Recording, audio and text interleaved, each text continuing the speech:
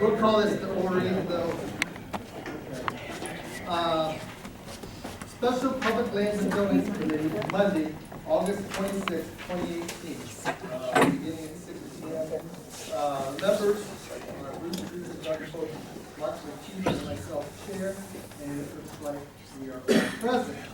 The Special Public Lands and Buildings Committee meeting was called by Bucyrus City Council to discuss disposition of the Pines Reservoir. The meeting was called to order by myself at 6 p.m.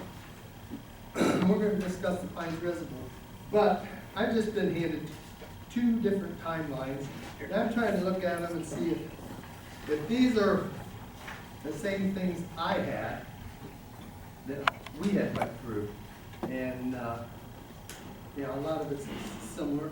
So I think since I'm chair and this is my committee, I'm going to read my timeline, and if the mayor and law director want to differ after I finish, then they can. Because I want to go all the way back to March 31st, 2016, when the TF we first started talking about selling the Pines Reservoir because we don't use it for water anymore. Then on August 6, 2017, says a local attorney was interested, which I assume was Mr. Murphy. February 12, 2018, Park District is in talks to repurpose the Pines Reservoir. And now we're up to March 29, 2018. ODNR sent a letter to administration requesting an EAP and inundation draft by November 30th, 2018. November 9th, 2018, Bucyrus council members consider options for the Pine Reservoir.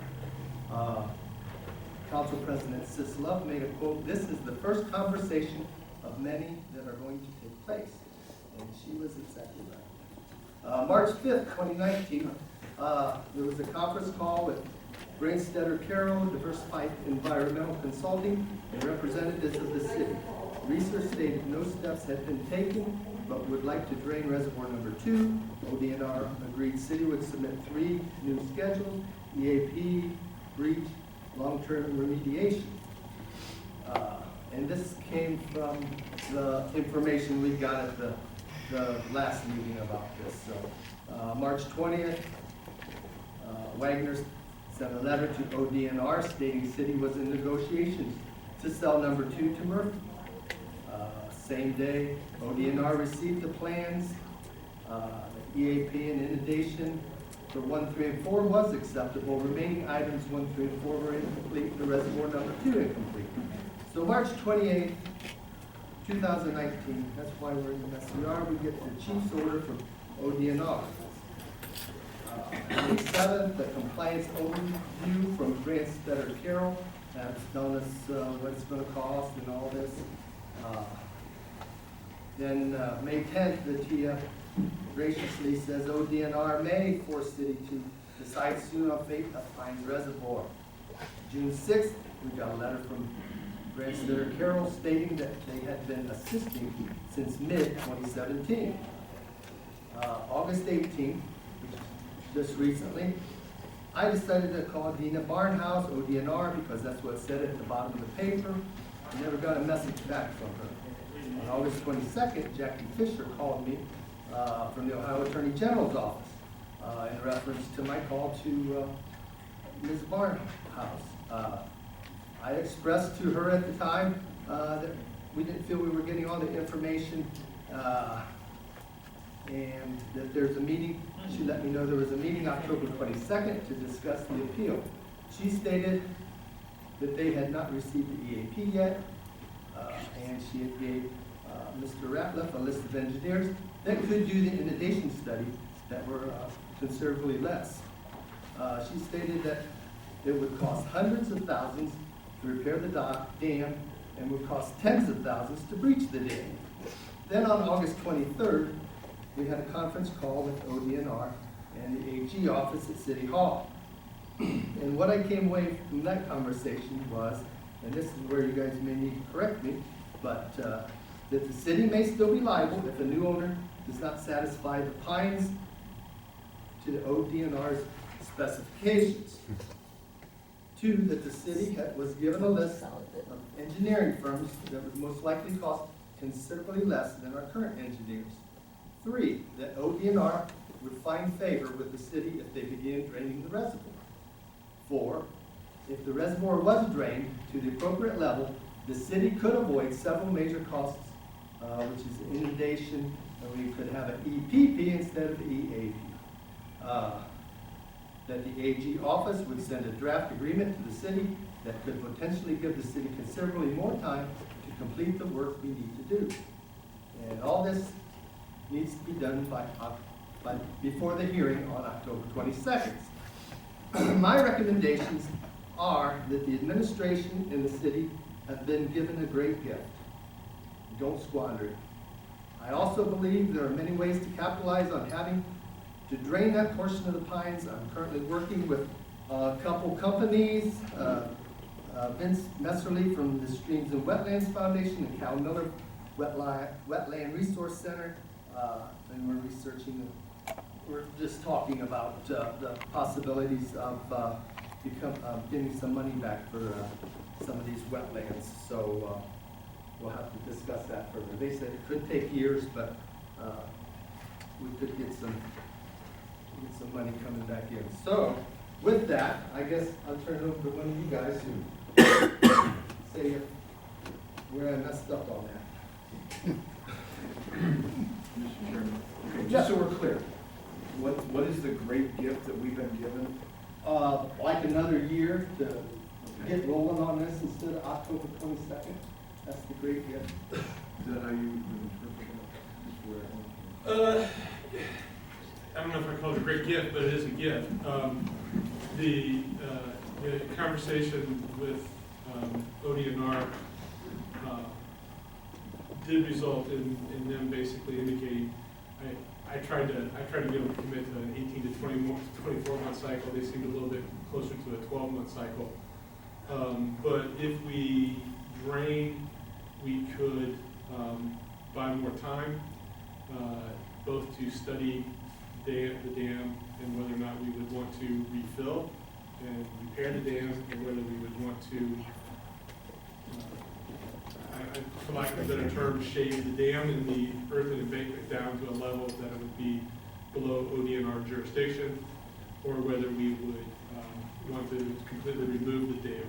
I had a conversation earlier today with Barry Franz, who's here, there he is, way in the back, about those options. And ODNR was pretty clear that in draining it temporarily, at least, a rate of about a foot a week is necessary.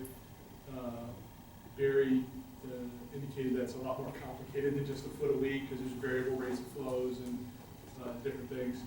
And one of the things that he brought to my attention that I don't think any of us had thought about was, in doing that, it would create a series of, it may create a series of smaller pond-like structures rather than just one big giant lake.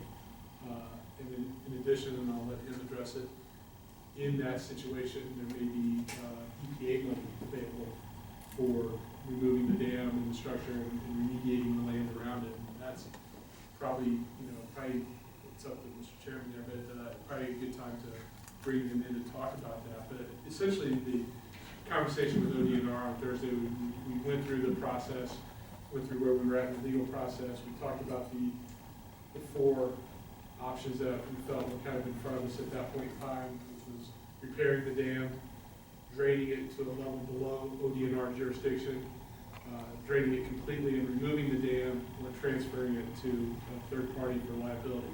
They did indicate that as the original builder of the dam, we could remain liable, which was something new that they hadn't indicated to us previously. Because they indicated the administrative code allows it to be the builder or owner of the dam. And in a case like that, where that's two separate entities, it's an either or situation, so we can still pursue the original builder. In that conversation, I don't know, I think we spent maybe an hour and a half on the phone with them. They were very good, and they did indicate that draining was a possibility in the short term, and then figure out what to do. And draining would allow us to fully assess the dam, looking at both sides of it, and remove from what they considered an imminent threat, and that would allow more time to assess. Ms. Fisher, the Deputy Attorney General, indicated that she would put together a plan, that a timeline that contemplated us draining it, and what the time frame for that would be. So I think it may be a good time to have Barry kind of give us his thoughts on Okay, Mr. Chairman. how to. Yes, Mr. Brown, that's another question. How does that relate to our trials coming up in October?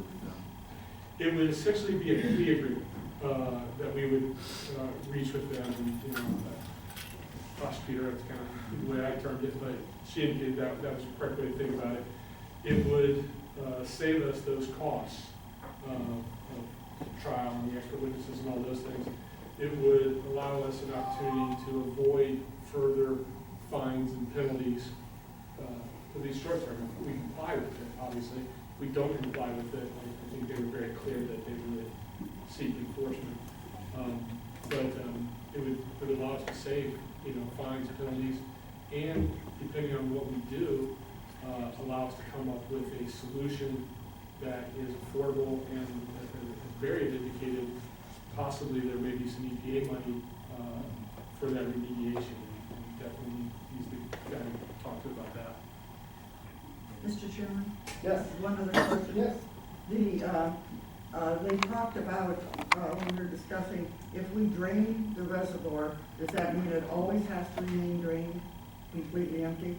I think that's a good question for Barry, because, when I was talking to them about draining the reservoir, I was thinking there's nothing left but a little creek that winds its way through, and I don't know what your perception was, but that was what was in my head. But as Barry indicated today, the more likely result is it probably goes into a series of ponds and smaller areas which remain as wetlands and fish habitats and wildlife habitats and all those sorts of things, and may make that land much more usable as well.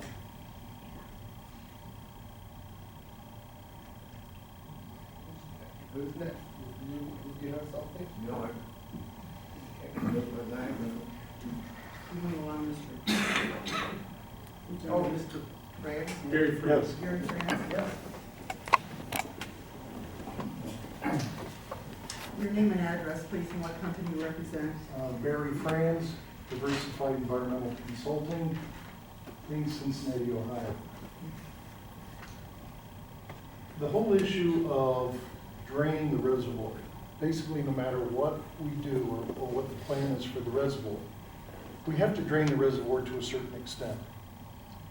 If the decision is made to bring the reservoir back to full compliance, we still have to drain the reservoir because of some work that has to be done on both sides of the earthen embankment.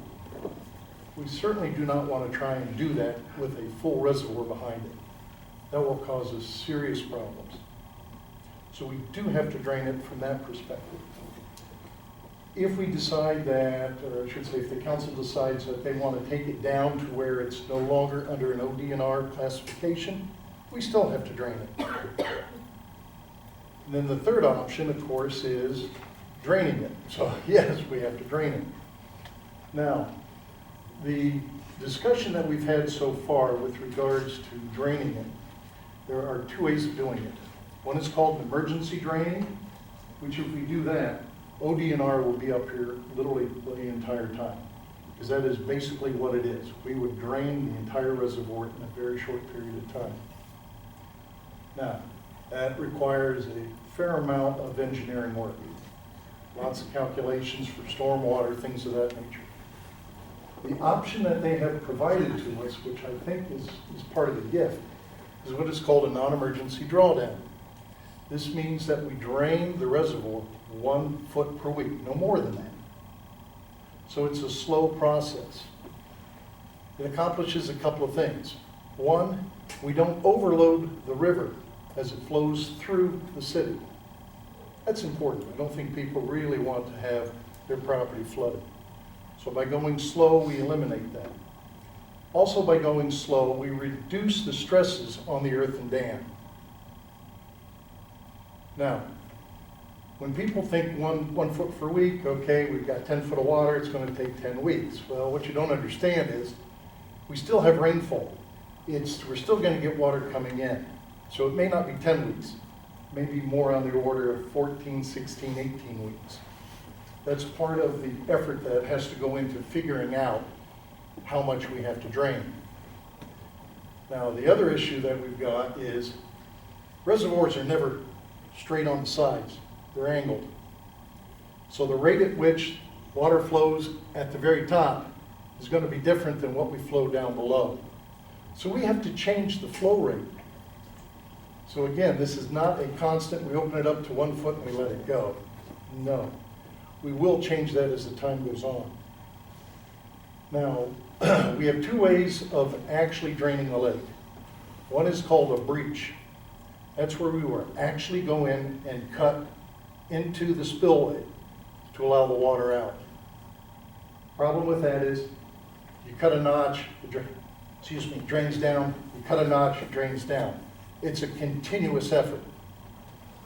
Again, expensive.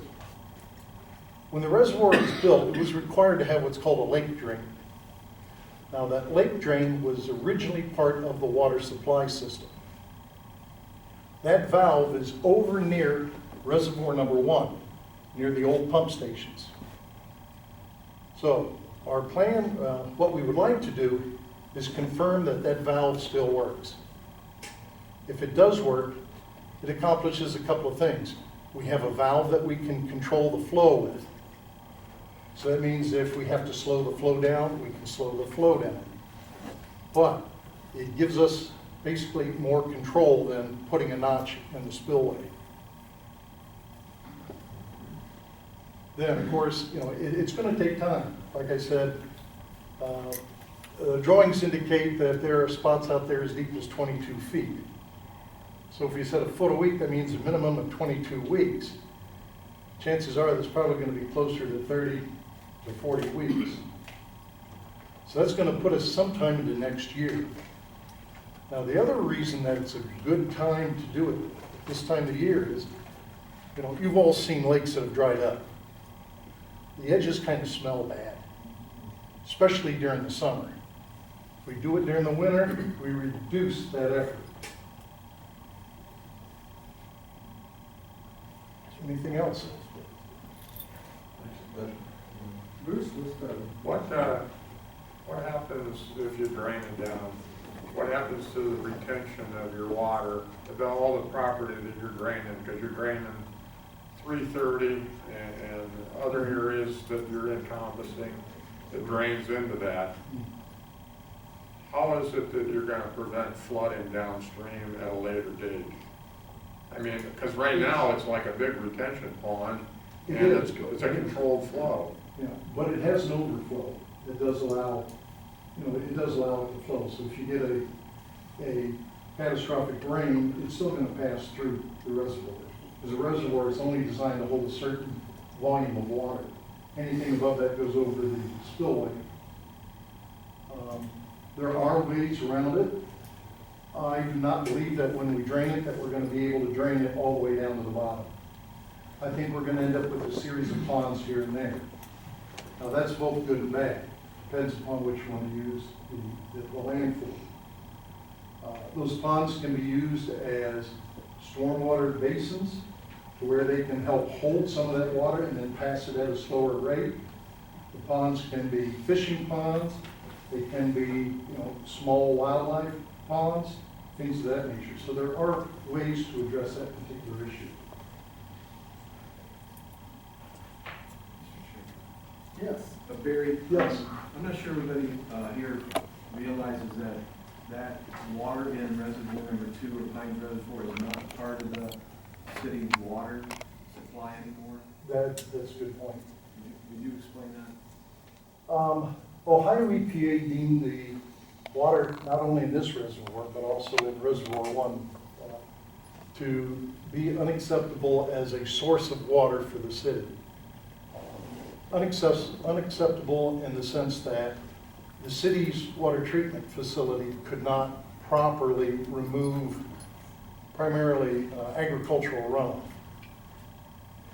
So Ohio EPA said, you can't use those two.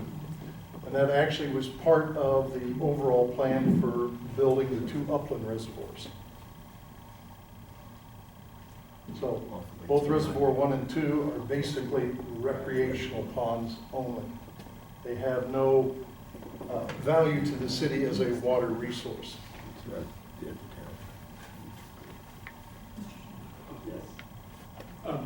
Barry, could you talk a little bit about how EPA and their involvement and what it would look like after it was drained, if we went with a drain and removal of the dam? Yeah. Ohio EPA has a number of grant programs, and one that Jeff McMullen is looking into. Once we get to a certain level in the drawdown, we can apply for grants that will pay for basically the removal of the embankment, the spillway. It'll cover construction costs for the regrading of the area, including planting, things of that nature. Now, there are other grants that I know Jeff has looked at that will allow us to spend funds for creating of wetlands, for creating additional recreational facilities such as trails, campgrounds, things of that nature.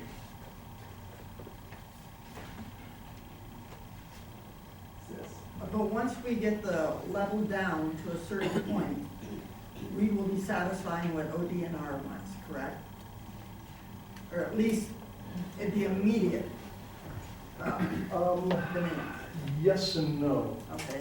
ODNR will want to know what your final plans for the reservoir are. That will determine at what level they'll be satisfied.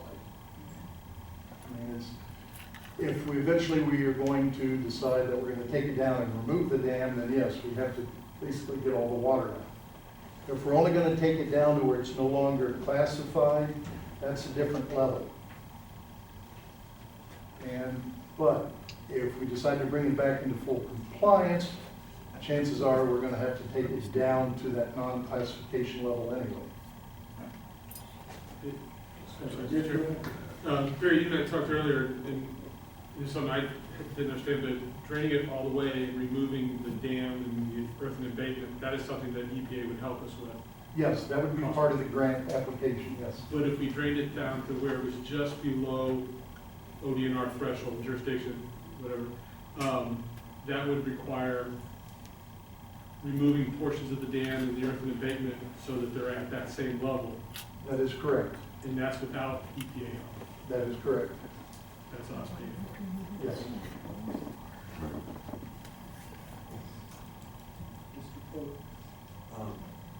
We've heard about EPA and the grants that we can have that are available if we were to drain completely. My big question, and it's a big question I've had for the last couple of weeks, is that's been a watershed for 70+ years for that area. And it's all farmland with different chemicals for farming and animal runoff and everything else. Will the EPA require us to remediate the entire ground of that reservoir if we drain it to the floor? And will there be some sort of EPA remediation plan because of the contamination? I hate to use the word contamination because we don't have any solid data for it, okay? Chances are, yes, we're going to see some issues with fertilizers, okay? That happens in every lake in Ohio. It's just the way it is. And yes, we will have some issues with, in particular, arsenic. Arsenic is the bane of the entire state of Ohio. It's naturally occurring. It just is. It's just something that we learn to deal with. Even if we have sediment that has a fair amount of fertilizer in it, any good major dam, let's call them dam landscapers, they're going to want tests because they need to be able to match if we have to put any additional soil nutrients in, what kind of grass we can grow, what type of cover we have. So we will have information. Now, Ohio EPA is more worried about us overloading the river and changing the water quality downstream. Because the Sandusky downstream is a state scenic river. So they are very involved in that particular aspect, which is why a non-emergency drawdown is our best option. Because we're not going to be putting sufficient quantities of water to affect that rating. Does anyone know if we've started that? We talked about. I don't know. Grading that? Yeah, I don't know. I know, We haven't started today. and that was something that Barry talked about in our Yeah. drawdown plan. When you go to a non-emergent, or if you go to an emergency drawdown, you have to have a certain set of plans. And a lot of times those plans are being compiled as the emergency drawdown is going, but you have to have it. That's by statute. We are going under a non-emergency. So bottom line is, we don't have to do anything. We could just literally start drawing down. However, we have the director's findings and orders hanging over us.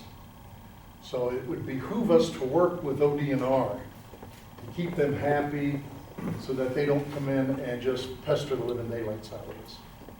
So they have suggested that we put together a very simple drawdown plan that says, this is what we're gonna do, this is our schedule, these are the what we call the hydrological studies so that we can determine what that flow rate is and how it's gonna change over time.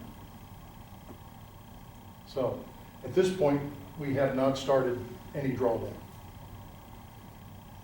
So, someone has talked to ODNR since we have the conference call? No, Barry had talked to one of the people that was on that conference call previously about doing a drawdown, and I didn't know. But about the process of doing a drawdown plan. Well, I mean, since you were there, it just sounded like they said, go on out and open it up. Yeah, but I think that it was also said that you needed to check with the EPA first, before we did anything. I think that was the last words out of their mouth was, check with the EPA before any of this happens, so, In this timetable here, it says that after we met with ODNR, that Wagner was supposed to initiate contact with the EPA. yeah, Right, and yeah. we were, That was what we were told to do, yeah. we're doing that, we're doing it today. We're on it today. So you're confident that we have that valve that's down there by the old pump house? Yeah, okay. Okay. And that is where it can be controlled from. Yes.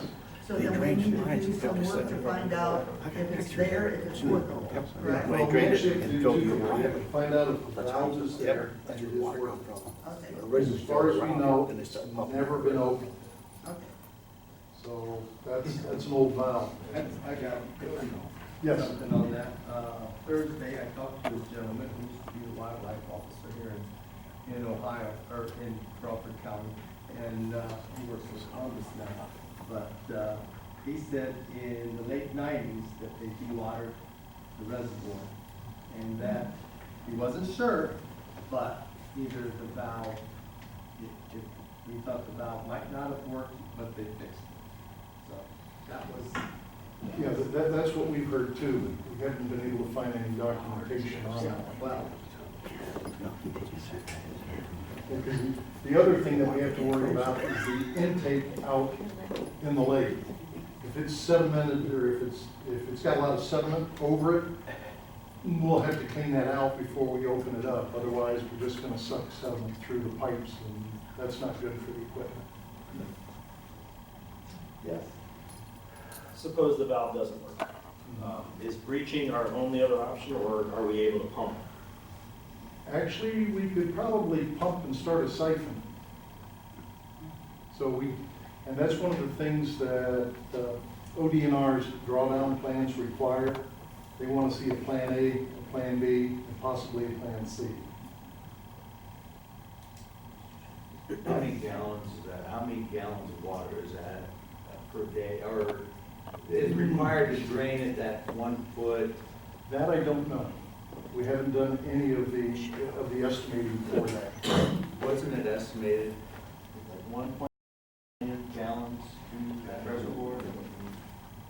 I believe that was the total estimate at the current pool. Right, I just Yeah. remember that figure. So if it is that, how many gallons would that be to, if it was 1.4? Just off the top of your head. And a calculator on your phone, yeah. If we had to drain just the reservoir, not counting the inflow from rainfall and Correct. everything, we probably could drain it in about, safely drain it in about 14 to 16 weeks. But then you gotta figure the rain. Yes, and that's why that'll push it higher.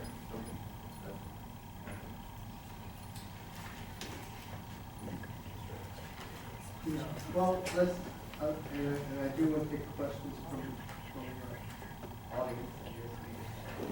So is everyone kind of done here? Okay, so, if you'd like to speak, there's a lot of people here, so. Thank you. Try to keep it. Good shot there. Good job. Make me. You need name and address, so just step up there and, if you would be next. Be next. My name's Michael Stover. I live at 3059 Linda Street. If you look on the map up there, the group of houses down at the bottom, you go up to the northeast corner, come back 3 houses, that's where I live. Now, this gentleman talked about draining the water, and it's smelling. Behind my house, I have been in that water with his boots on, and you're gonna sink down to your knees in black muck. And another concern is, when you do drain it, is we gonna have, a million mosquitoes out there then? A problem with them, which we don't really have now. And I have one other thing I'd like to talk about. My lot is 100 foot wide, and behind my grass, where my property line stops, there's 44 yards back to the water on the north side. On the south side, it's only about 30 yards because it goes out like a peninsula. If you're gonna sell all property, I would like to purchase that little group of woods, which is probably a quarter, maybe 3/10 of an acre. Most of it right now, there's no good lumber in there or anything. There's a lot of briars and there's a lot of poison ivy. So that's something I'd like you guys to consider. Thank you. Thank you.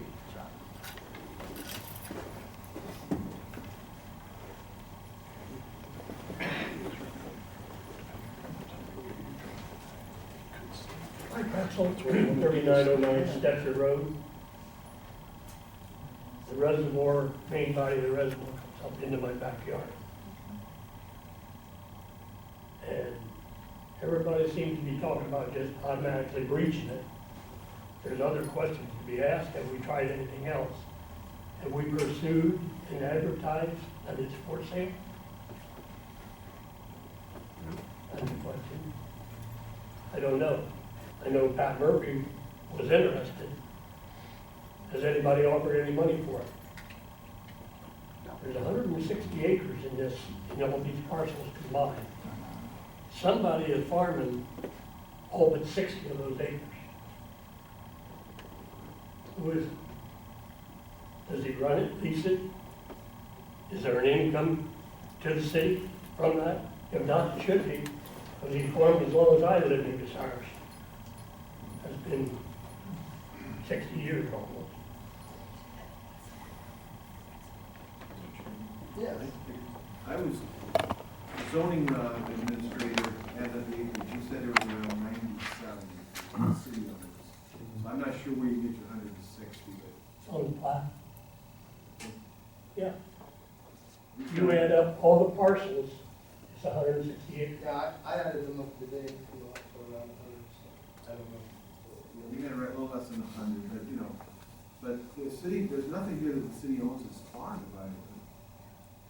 This is- No, in fact, I think they're probably farming some from the city and we're not getting paid. We have no farm leases out in that area. I checked all the previous legislation. I don't know, yeah, I don't know of any farm leases out there. That doesn't mean someone isn't farming, but someone's No, it farming. looks like they are, but. That's I mean, it's a source of income. Making money on it or he wouldn't follow it. That's spraying, ain't it? That would be an old agreement that is stuck. Since it doesn't matter That's what the way it's we old, define it. he's doing it, you know. And if it's a source of income, that would help pay the bill to save the reservoir rather than to just breach it and let it go into a swamp. It's worth it, someone to check into it. Mr. Chairman, we can check into that. We'll check into that. It's just a deal that I've lived there for 20 years. And I know people every day, spring, summer, and fall, kayak, run boats, fish, do everything but swim. There's even been a couple people floated a car in there. We got it right. It's a good one. And blame their little girl who was Claim there in the 6-year-old back. girl's closet. But nonetheless, it was floating out there. We got it. But it's, if we've got any time extended from what we heard last meeting, it was October, was kind of a deadline. I think there's a lot of options. There's probably grants. On the way home, one of the guys that was here last year, or last week, last meeting, whenever that was, on the way home, he texted and looked up government grants for dam repair. He called, Glenn Steiner called because he came to play. And he said he found people, that there was 3 grants just on his first hit. That Trump has released money for dam repair. I don't know how many billion or million, whatever it was. But he couldn't make it tonight. I'll get a hold of him, or Glenn will get a hold of him and get some name of those grants. I mean, if the government and the state are willing to pay for it with a grant, it's worth saving. There's a heck of a lot of wildlife depend on that. I got eagles that perch above my house, red-tailed hawks, deer are on my patio. I love every one of them. Not sure, hate to see that go. Yeah, I think we all would like it just to stay like it is. No, we wouldn't. Well, clean it up a little bit. Yeah, I went out there last Wednesday with Mr. Ernberger to take a tour of it. We picked up 12 tires just on the way to the entrance to the reservoir where you would actually bring a boat. That's all it is. Put a ramp in for a Somebody boat. must have just dumped them out, because that was In about. 27 years I've been there one That's the time. thing. I never seen the need to go So back. that, that was just in one day. I don't see that as a big I do have one more question. Okay. Then talk to the gentleman here. Said ODNR, they would let you go down to a certain level. Can't you just Is that leave it 3 there? foot, 4 foot, 2.5 foot? There's gotta be a bottom line on There this. is a bottom line, but it's based on the volume of water, what they call acre feet. We have to be below what is considered 15 acre feet. Now, an acre foot is an area that's 1 acre in size, 1 foot deep of water. So it's a calculation that you have to run through to make that determination. And once we have that volume, then we have to look at the configuration of the reservoir and how that water sits in there. So right now, I couldn't tell you what that height is. Gut-wise, I'm saying it's about 6 feet. Can you just leave it like Puddles that? here and puddles there. Puddles here and puddles there. Yeah. They're It's not the same as having it up against the embankment. Okay. And that's, That is the flat. yes, and that is the whole difference. Okay. Thank you.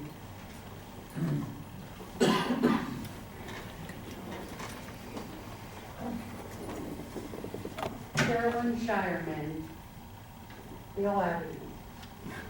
If I'm correct, didn't you say that ODR started flagging these things in 72?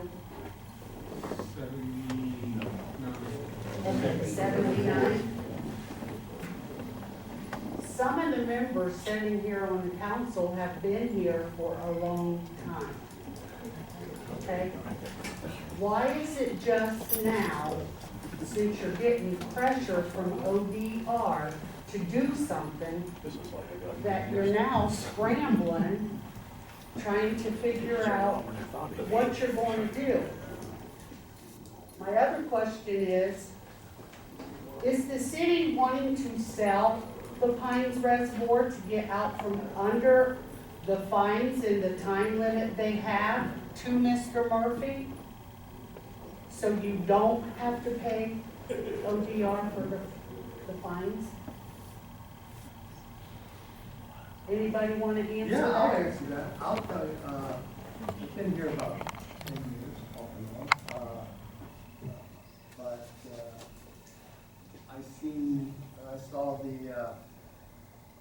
2013, when they inspected the dam, and Donnie Fox had signed it. And I'm assuming it just sat down somewhere.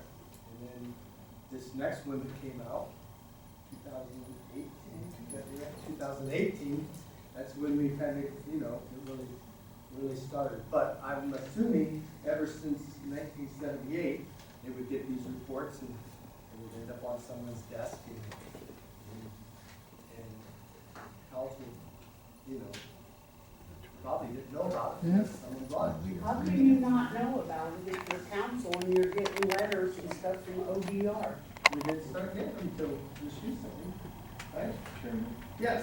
this one had a little bit historical, what you said, 39. Perspective on this, yes. I thought it was very There have good. been several things that have come up over the years, and right now, with ODNR, what they have done is they started with the big guys first, the big problems are the one that they took on first, whether it was the larger cities, the larger pieces of water, and they worked their way down until they finally got down to us. And so the letters come, they didn't do anything about them either. They said, you gotta do something, they never followed up with their own letters. But a little bit of history of what was going on in the city is that it was back in the 70s when we decided to build the off-lake reservoir. And we got really in debt to build that big reservoir. So there's 1 billion gallons of water sitting out there in that reservoir. And we had to finance it to do it. We had to finance it at an outlandish interest rate with little attachment to it that we could never refinance. We had to pay it off at that percentage till it was completely paid off. So meanwhile, we're also getting letters then from EPA, in which we ended up with the federal EPA, but back in the 80s, twice it was put on the ballot for the citizens of Bucyrus to vote to do the stormwater separation, which is a project that is also going on right now. It's out there on Southern Avenue right now. And but that back in the 80s, that was on the ballot twice. The citizens of Bucyrus said, we don't want to pay for that, we don't want to do it. So nothing was done. Well, as all good things do, we came to the top of the list for the federal EPA, and they said, you will do it. So we started this project. It had been done piecemeal, starting back in the late 90s, I believe. That's when that big retention pond was put in out by the airport. And they did all the easy ones first. They went out, the ones that are out there that you don't have to dig and just discombobulate everybody in town. They did those. But then we finally came down several years ago to where we had an order from, and we signed an agreement with the federal EPA that we would invest X amount of dollars, and there was no question about whether we were going to do it or not. The answer was we were going to do it, and we were going to do it to their schedule. So that's something that's in place right now that we are doing. It's like you saw Southern Avenue tore up, and Charles Street, and Spring Street, and now we're out in the southeast area, Highland Avenue back in there doing all this. So all these things have been going on over the years. And there's always been, okay, we don't have the money, we don't, or what are we gonna do to handle these things? And until it's come down to, you're going to.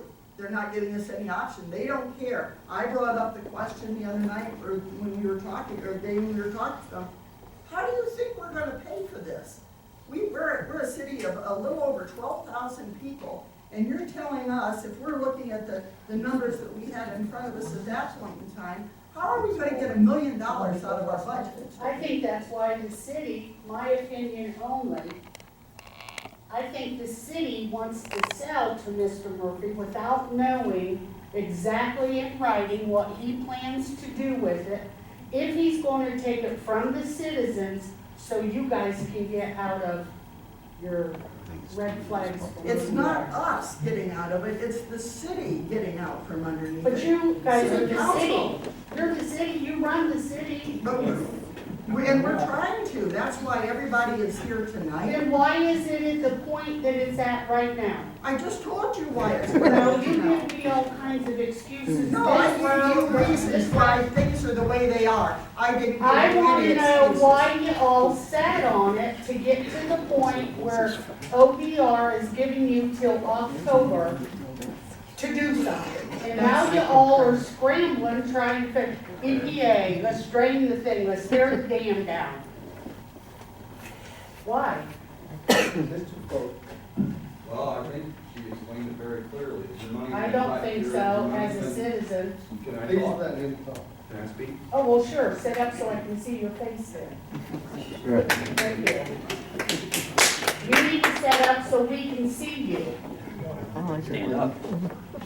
Be a man. I like it. We have to stand up. Why don't a member have to stand up when they're speaking to us? Because I can't see you, Doug. You're hid behind this gentleman right here. And you're slouched down in your chair. Don't speak now and answer questions. That's okay, I've You're already safe got now. my answer. He doesn't really need to answer it. You guys have already answered it. Break that off, 210 Hazel Street. Dan, I think you hit it right on the head when you said we got a great gift. I agree with you. I'm hearing some good things tonight. Breaching the dam, getting it down below. People don't understand, it's not gonna be a big mud hole. Grassland's gonna grow in there, the ducks will be in there, deer will be in there. The city's still gonna own it, we'll still have access to it. I applaud whoever is pushing for that option, and I think it was a great gift. Thanks. Thanks, Greg.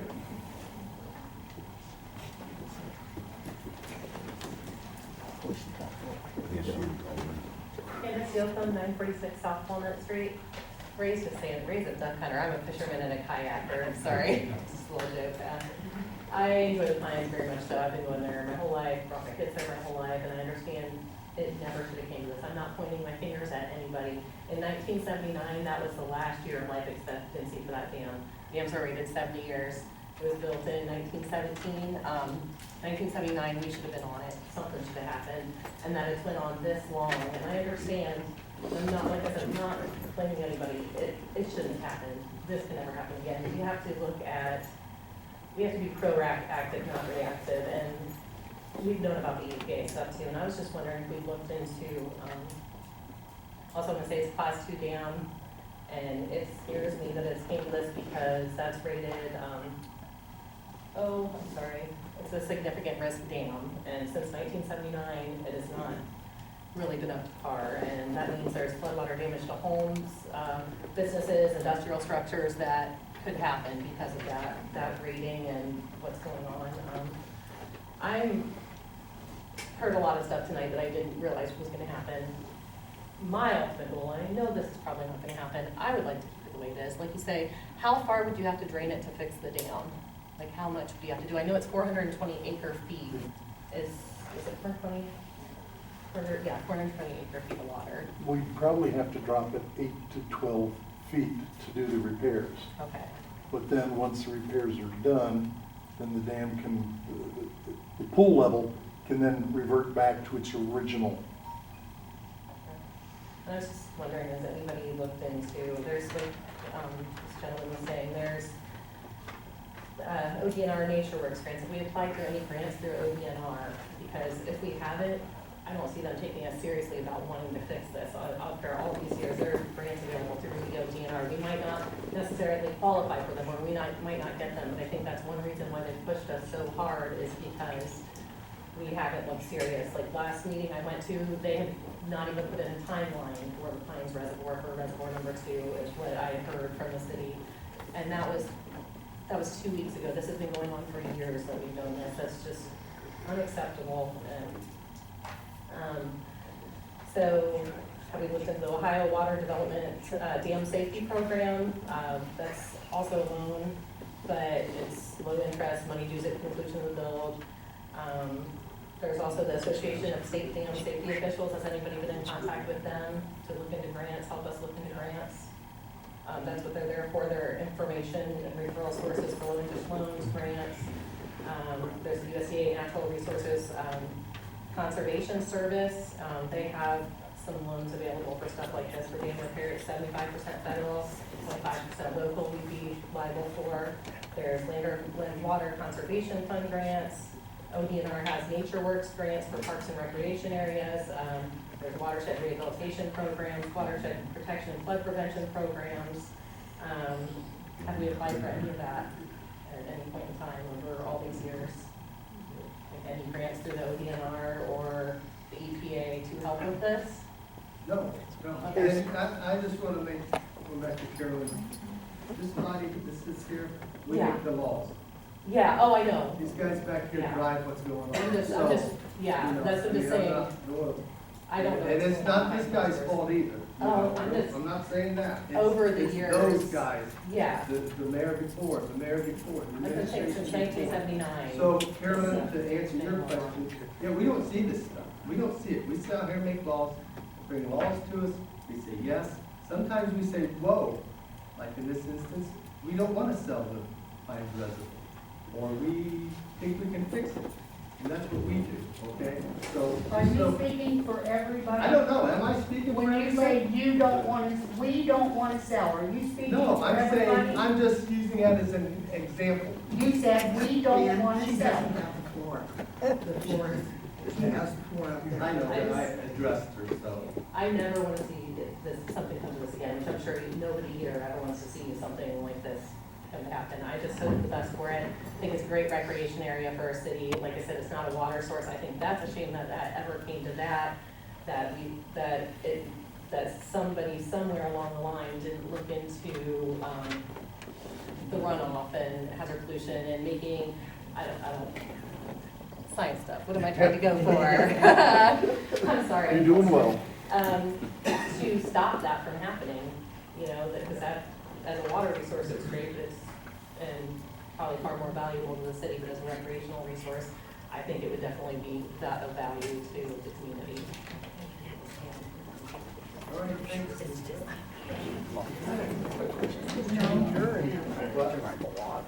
Somebody, everybody Let's gets get a chance. somebody new, okay? Everybody gets a chance and then we Cook Sankhauser, 1675 South Sandusky Avenue.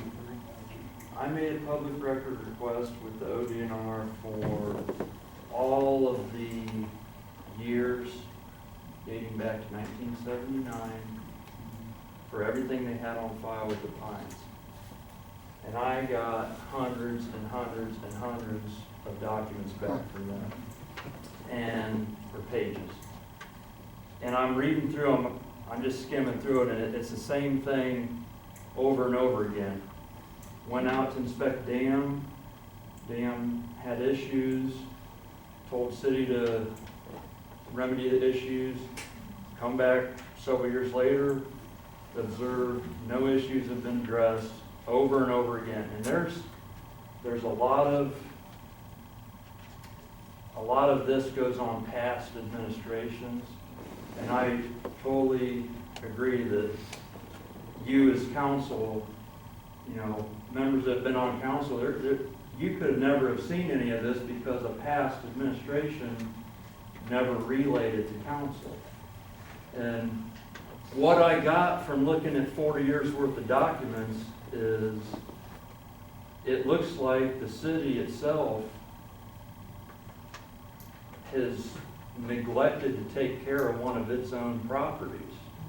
And here as a city, we're going out trying to cite people for property maintenance violations and trying to take their houses and condemn them, and here the city itself is guilty of its own sins. And then to further that even more, see, I've heard before that the council I've heard they want to pass a law so that if you have a property maintenance violation, you can't even sell your house. We're talking about the Pines Reservoir. I'm sorry. I don't want to interrupt Okay, you, but it's- there's a lot of other people Okay, that talk about I'm going to go back to Pines. the Pines Reservoir here right now. To sell this Pines Reservoir, or to give it away, and to try to get out of our responsibility if we should have been fixing this thing, is, you know, we're setting a bad example for us as property owners, as the city itself. So I think, you know, how much other stuff sitting down in the administration's office that never got relayed to council? Pines Reservoir. I'm sorry, I don't want to be mean, but we've got, what, 50 people in here that might want to talk about the Pines Reservoir, and please don't get off on a tangent. I'm just saying, you know, Your passion, but how much other stuff's getting oversighted that we don't. no, Kurt, the Pines Reservoir, please. Do you have anything to say for that, on that? No. Okay, thank you. Yes. Yes. January 2016. Good job, good job. Our administration brought it to the council's attention. You ain't going there. Selling it. Also, we have minutes that are all 17, 18 proposal. Dam is an issue. So it's been almost 4 years that we, you know, we've brought this, and we haven't been sitting on it or anything like that. The problem is, we have a parks budget that has about $100,000 budget every year, and we don't have a parks staff, we don't have a parks director. With that budget, we have to mow the lawns, so we just don't have the funds in the general fund of the taxes to do some of the things, and that's really what it really comes down to. Our 2% income tax. Parks, you know, our safety forces take the majority of it, rightfully so, and then what's left goes to parks. And this would be a beautiful park, but even if we have to put $1 million in to repair the dam, and we get an 80-20 grant, we still have to come up with $200,000. We don't have $200,000 to even put in there. So, in a perfect world, it's an absolutely beautiful place. It could be even more beautiful. But decisions had to have been made about finances, and you know, whatever the council decides. Mr. Fidoff said, you know, I think and Chairman Wirebaugh said, we've been given a great gift, and you know, I think that looks like it could be the best of all worlds for us. You know, to create something really nice there, even nicer than what it is, and 7 o'clock. you know, maybe pursue that option. So thank you, Mr. Chairman. All right, thank you. Okay, yes, sir, name and address, please. My name's Richard Crary, 1374 Nevada Winford Road. I'd like to talk about the sludge in the bottom of the Pines Reservoir. My friend has a farm pond, 150 feet across, had a bunch of slime in the bottom of it. The pond was about 30 years old. He hired Quinn Brothers to come out and get the sludge out of his pond. They drained it. The pond's only 150 feet across. There's 22 semi-loads of sludge in that pond. What the? If you try to make this Pines Reservoir into a park district with no water, little stream going through it, there's gotta be hundreds and hundreds of loads of sludge in that pond. Maybe thousands. I'm absolutely sure the EPA will say that that sludge has to go to an EPA-approved landfill. That will cost you $1 million just to get rid of the sludge to start a park district. Now, if you rebuild the dam and leave it a pond, can you leave the sludge there? Yes. So here's $1,000 to make a park district.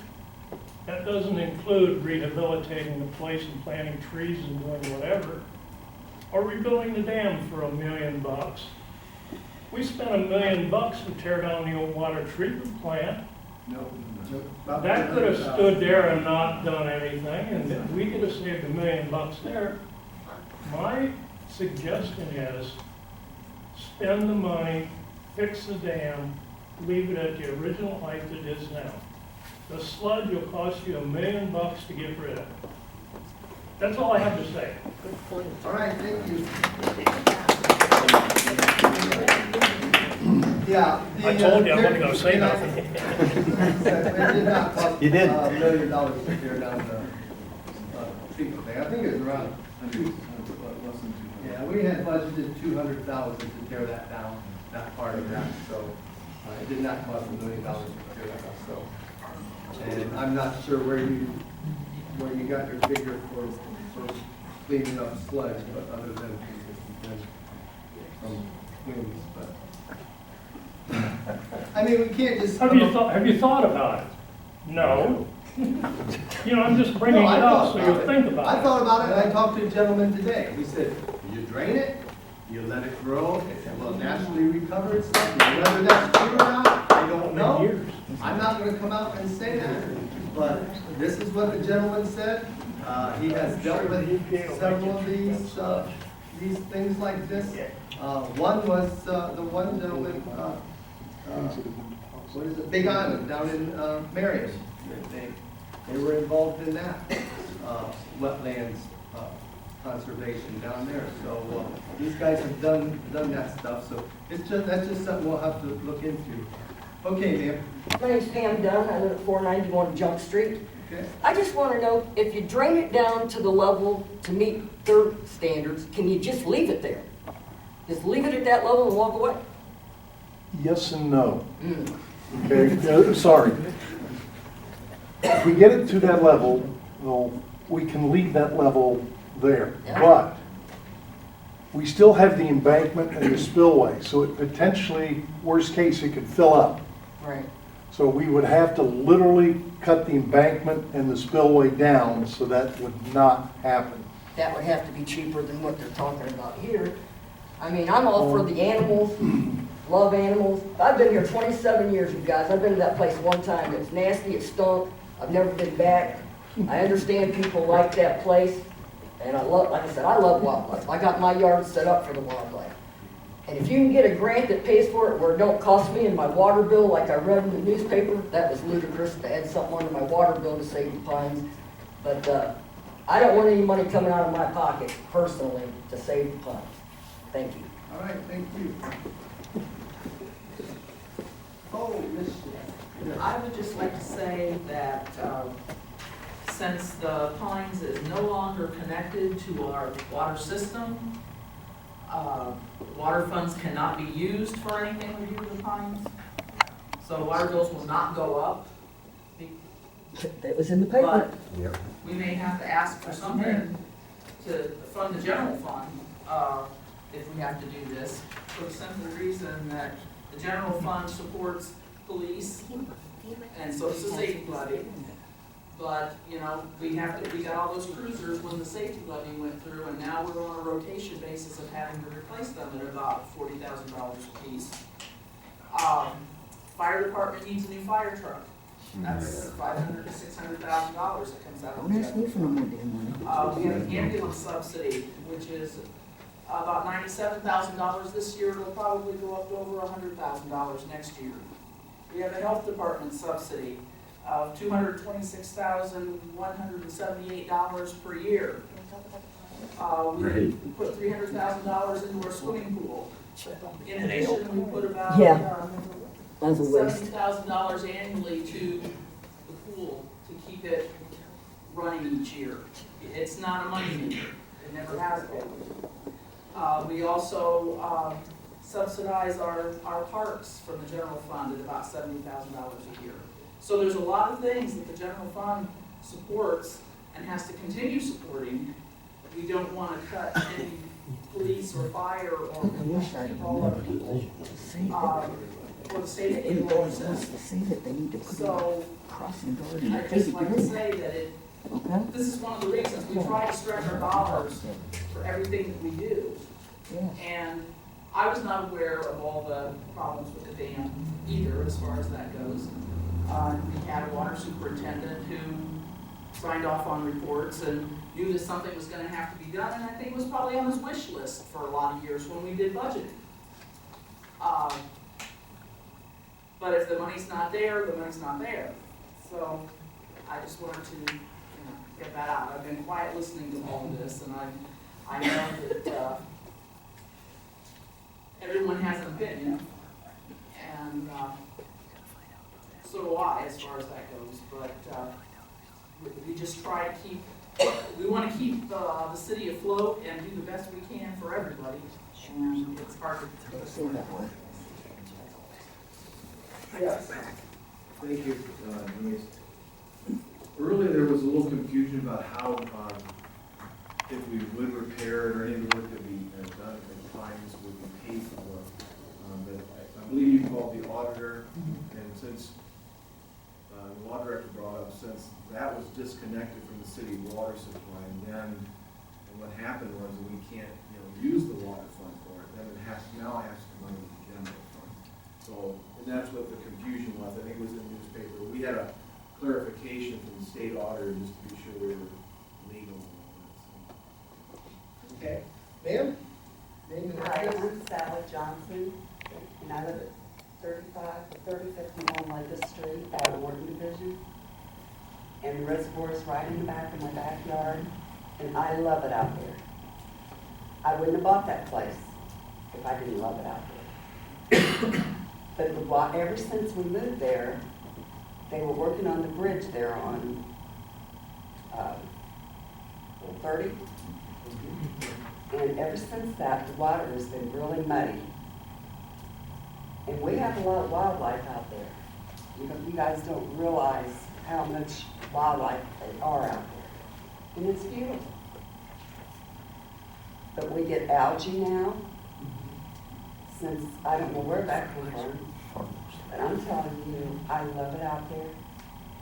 And if there's any way to fix this, please. We all love it out there. And I've lived here all my life.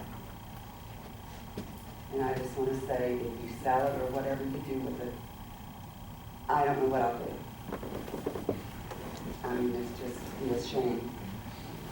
I don't get up and talk like this at all, ever. And I just found out about this tonight on Facebook. Yes. I got a question for Ms. Johnson there. Thank you for your comment. It's a beautiful area. Would you think you and your neighbors, would you and your neighbors be willing to be annexed to the city to pay city income tax for that to support? Every neighbor out there loves it. Would they be willing to be annexed to pay city, because that's that's who has to pay for, city taxpayers. So I'm just curious, is there any, have you talked to we anyone? have to pay if we want to fish on it. What's that? We have to pay for our fishing license if we want to fish on it. That goes to the state, but I'm talking about the. And I always thought if you paid for fishing license, they fixed up fish and stuff, but I don't remember ever putting fish in there. Okay. But there is fish. I was just curious if you'd be willing to, be annexed to, so you share the burden of keeping it, so. the share the what? burden Well, what would that be? Yeah, that was a game changer for her, wasn't that it? was just, we were actually outside the city limits. We are outside, just right there at the line. And that's, it's great, you know, you get that beautiful It is benefit, but gorgeous out the rest of everybody in the city limits pays for that. there. Well, yeah, well. Usually if a there's water bill out there, you know that as well as I do. Whoever uses it should pay $10 every time they go in there. They want to use it, put it. I can walk right down my backyard You're not and speaking go right to now. it. Ms. Johnson, you're. I'm just telling you, if kids want to know about animals, they can get out there, go around through there, and Kids get on their computer and look at them.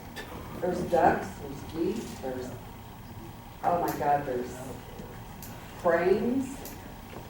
They'll find another place. Thank you. Have you ever took a boat ride down through there? Try it sometime, it's gorgeous. I offer to take anybody down, like, in the kayak with anybody. And a lot of kayakers go out there too. A lot. Then they should pay. All right, thank you. Thank you for your watching. Thank you.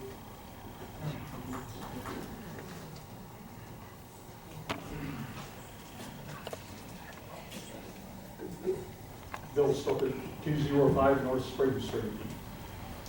I believe Mr. Bruce Kuka touched on this a little while ago. Basically about the importance of the reservoir as stormwater management. We really didn't say stormwater management. We mentioned about it being a retention pond. I think it's very essential that we maintain this reservoir, repair the dam, keep it in shape, to benefit as a stormwater management facility. If we have the dam breached, if we do not have the benefit of the dam anymore, all of the hard rains that we get, that heavy rain will be flowing down into the Sandusky River almost immediately. It won't be held back by the dam anymore.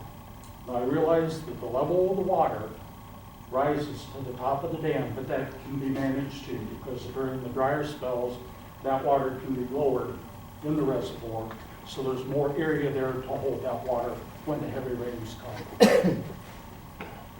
This is basically essential for the public safety of many of the residences of Bucyrus to help prevent the flooding from the Sandusky River.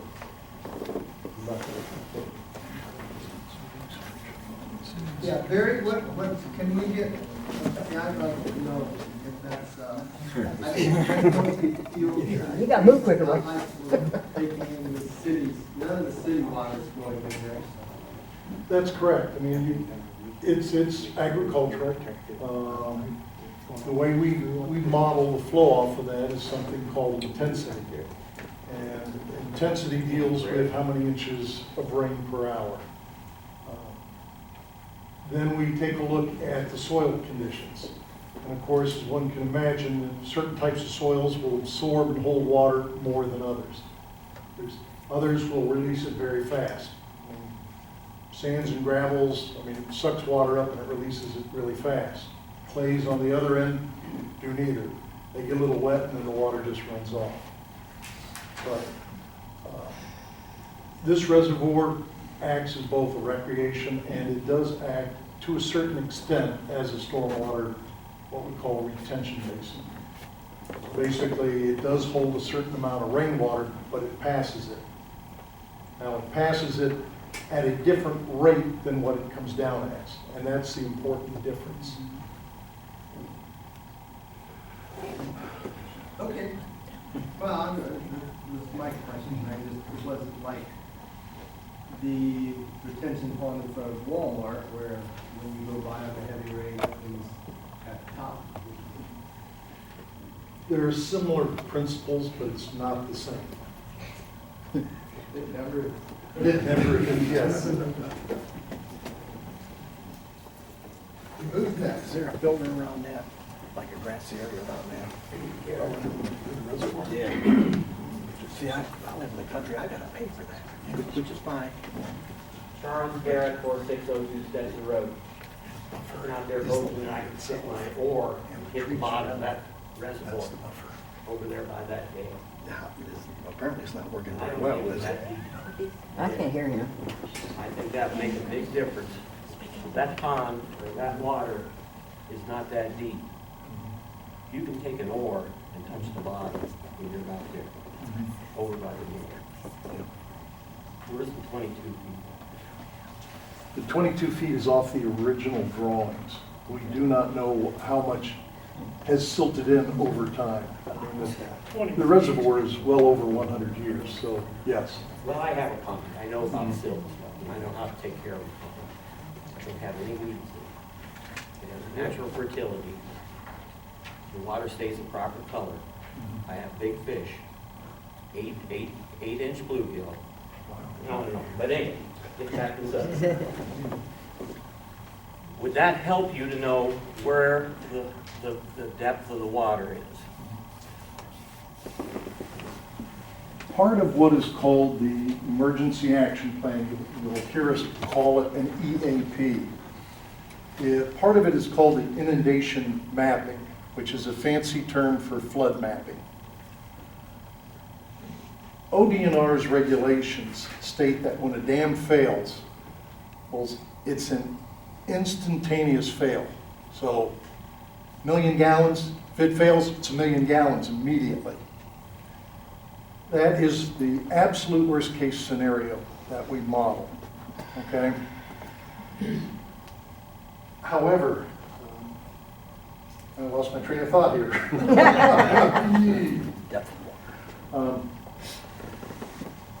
The part of the EAP that we have to do is we have to make a determination of just how much water there is there at that time.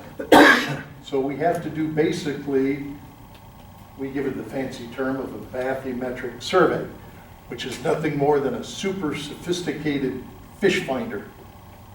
Depth finder. Yes, that's exactly what it is. Once we have that information, it'll tell us two things. One, we can compare it to the original drawings, and it'll tell us how it is silted in over time. It'll also tell us what areas have silted in significantly. Typically in the fronts of the dam, you get significant silting. Okay. But it'll also tell us the water that we have to consider. Right now, that work has not been done. So basically all we're going off of is some of the original drawings. Maybe we're not out of compliance if there isn't that much water in there. If it's only 6 foot deep. The silt itself, as one gentleman said, steps out there and sink up to your knees. That's the problem with the silt. It actually captures and supports water. So as you drain the reservoir, the water will be released out of the silt and the silt will settle. So there's still a tremendous amount of water out there. And also, the way we have to model this thing, which again, understand that it's not a natural model that we look at. That when all that water comes out, that silt and sediment comes out, and it's like sandpaper.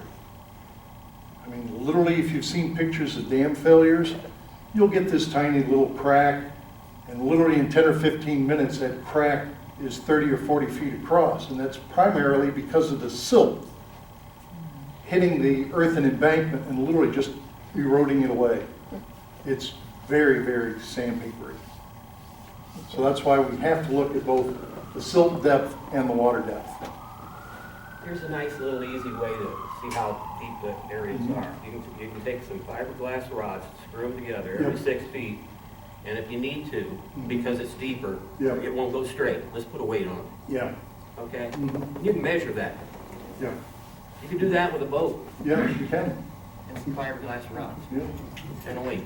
Yep. How deep is it here? Yeah. And I think if you drained it down and you cleaned up over there by the dam and repaired it, that would go a long way to taking care of the whole problem. Right. Because I don't think it's that deep there. Yeah. I think the deep is over toward 30. It's- But I don't it's know possible. that. Now, Yeah. I'm speculating a little bit Yeah. here. But I'm telling you, when I'm out there, if I can take the oar and touch the bottom, it ain't very deep. Yeah. I don't care how much stuff's there. There's Yeah. stuff there.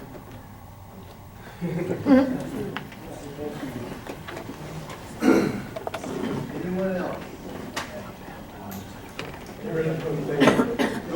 We've got the farmland, I'm still on that.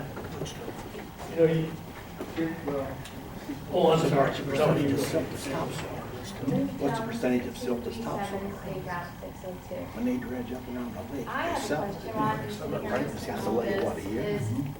sounds like the DNR is worried about what's going to happen if the dam breaks. Is that right? Is that what this is all about? Is that why the city is needing to fix it? Because if the dam breaks, it's going to flood property and it's going to go into the Sandusky River. You were talking about the scenic, how Correct. it's protected. Yes. And the wildlife. Okay. So if the city doesn't fix it, how can you sell it or give it to a private citizen? And the problem is still there, and people are still in danger, and the river is too. How can you even think about, how can that even be legal? So how can I say, okay, I've got $1 million. I want this piece of land. Am I assuming this liability? Am I assuming that I may be responsible for flooding Bucyrus, or I might be responsible for ruining the Sandusky River? I want to know.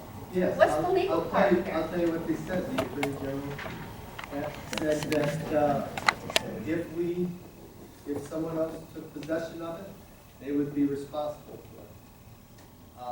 But if for whatever reason they didn't follow through, that they would come back on us because we were the builders of the dam. So the law says, and the law director will correct me, I'm sure if I'm wrong, that the builders and the owners are liable. Right now, we are the builders and we are the owners. When we sell it, the owner and the builders would be liable. So if the owner doesn't do it, then the builder has to. So I believe we don't really have an option other than to do something. You don't. If you don't. But that's my All personal this seems opinion. We'll have to- ridiculous. It's like The rest you of the have to council fix will it. have to weigh in on that. You can't just give it to Mr. Murphy. What's he going to do? Is Mr. Murphy going to be responsible for a flood or the river being ruined? I mean, how can you say you're not going to fix it? There's no choice. Well, we haven't said we're not going to fix it. We're sitting here discussing, we've said time. So are you been trying to discussing- decide how you're going to fix it? So people here that are worried about the wildlife and they're worried about the recreation, they really don't have to worry because you're going to fix it. It's just how you're going to fix it. ODNR will make sure it's fixed. Okay. Either they're going to make us fix it, or they'll make Mr. Yeah, Murphy it doesn't sound like it's a problem. It's a problem. Getting the money. It's a problem about the money. Where's the money coming from? No? Yes, Pat. Pat to weigh in here. Well, I figured he had to be here. Everybody kept pointing at I'm the him. bad guy, I guess. Tell us who you are, Pat. Well, I'll tell you, last time I seen him, he didn't have gray hair. Yeah, no, So I was asked raised Greg, right I said, across the "You street see Pat?" He goes, from no. this property, the house, it's in the hill, right across the street from the dam, that's my mom and dad's property. I know the property real well, and it is not deep, right by the dike. I tell you, when I was a kid, you could reach over and touch the ground. And I know the valve, I know where the valves are at, you not talked about. I've seen it, I took pictures of it just about 2 weeks ago, down below the dike. There's a lot of problems. The reason I stepped in is because this property, I have an application for this property, application for outdoors. I have a degree from Ohio State University, 2 majors in forestry and oil and gas reclamation, which means I took agronomy, geology, hydrology. I took a lot of drainage courses. And Lynn McKeever's a good friend of mine. His dad coached me when I was a little kid. And I got Lynn and I involved, and we found the valves. We found there's also a valve inside the water. There's lots of things you can do, but I'm afraid if you guys drain this, you'll never fill it back up. I think you were there with Rob when we met. I met with ODNR officials in Columbus, and concrete chutes no longer in specifications. They have higher water requirements now. So if you take it down, it's like a grandfather did right now, but you take it down, I don't know that you're ever going to fix that concrete. It should be studied and fixed right where it's at, if it can be. I don't know what you guys are going to do. I'm here to support the property. I'm not going to develop it if I get it. I'm going to try to save it. I want to start a door association. Hell, if I'm going to put it into an LLC, I would look up you. I was impressed with your studies about all the grants on it, because that's where I was going to go. I can do things privately that the city can't do quicker and easier and cheaper than the city. They have public laws for bids and all kinds of things.